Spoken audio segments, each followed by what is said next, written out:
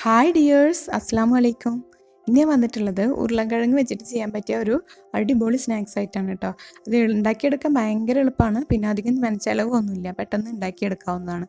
അപ്പോൾ അതിന് വേണ്ടിയിട്ട് ഞാൻ ആദ്യം ചെയ്തത് അരി 2 മണിക്കൂർ മുന്നേ കുതിർത്തി വെച്ചിട്ടുണ്ട് കേട്ടോ.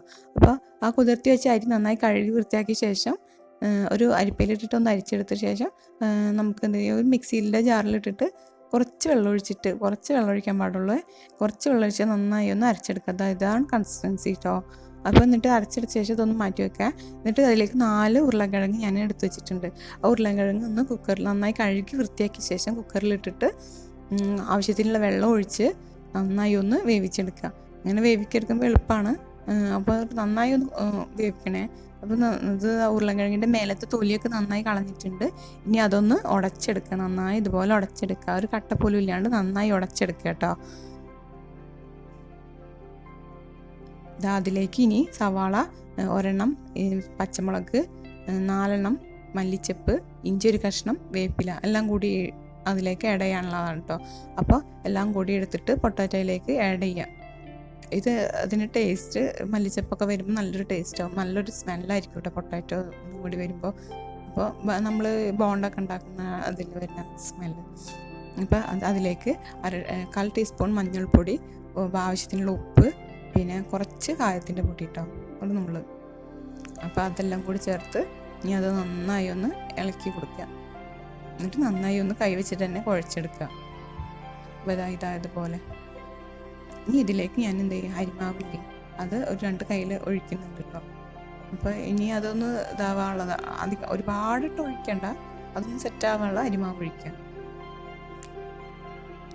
അപ്പോൾ ഇതുപോലെ നല്ല ഉണ്ടാക്കാൻ പറ്റിയ രീതിയിലാണ്.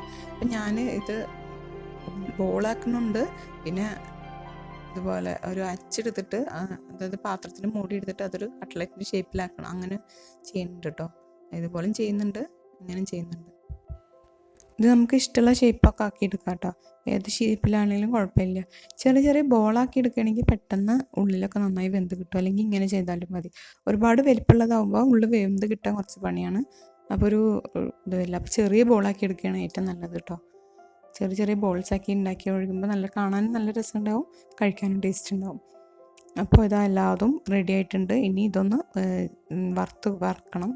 അതിന് വേണ്ടിയിട്ട് ഞാനൊരു ചട്ടി വെച്ചിട്ട് എണ്ണ ചൂടായ അതിലേക്ക് ഓയിൽ ഒഴിച്ചിട്ട് എണ്ണ ചൂടായ ശേഷം ഇതെല്ലാം ഇട്ടിട്ട് ഒന്ന് വറുത്തെടുക്കണം കേട്ടോ. ഇതൊന്ന് ഇട്ട ശേഷം നന്നായി ഒന്ന് അങ്ങോട്ടും ഇങ്ങോട്ടും മറിച്ചിട്ടെടുത്ത് വേവുന്നതിനനുസരിച്ചിട്ട് ഒന്ന് തിരിച്ച് മറിച്ചിട്ട് കൊടുക്കണം കേട്ടോ. അപ്പോൾ അതുപോലെയൊക്കെ ഒന്ന് അങ്ങോട്ടും ഇങ്ങോട്ടും മറിച്ചിട്ട് കൊടുക്കുക.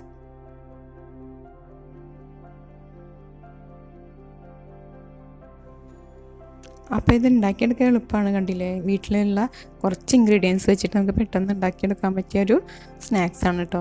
ഇത് ഇഫ്താറിനോ നമുക്ക് ഉപയോഗിക്കാം, അല്ലാത്തപ്പോൾ സമയങ്ങളിൽ നോർമലായിട്ട് കുട്ടികൾക്ക് സ്കൂളിൽ ഇട്ട് വരുമ്പോഴൊക്കെ കൊടുക്കാനൊക്കെ നല്ലൊരു സ്നാക്സാണ്, എളുപ്പത്തിൽ പെട്ടെന്ന് ഉണ്ടാക്കാം. ഇനി ഇത് അരിപ്പൊടി വെച്ചിട്ടും ചെയ്യുകയൊക്കെ ചെയ്യാം, പക്ഷേ അതിനേക്കാളും ടേസ്റ്റ് അരി അരച്ചിട്ടുള്ളതായിരിക്കും ഉണ്ടാവുക കേട്ടോ.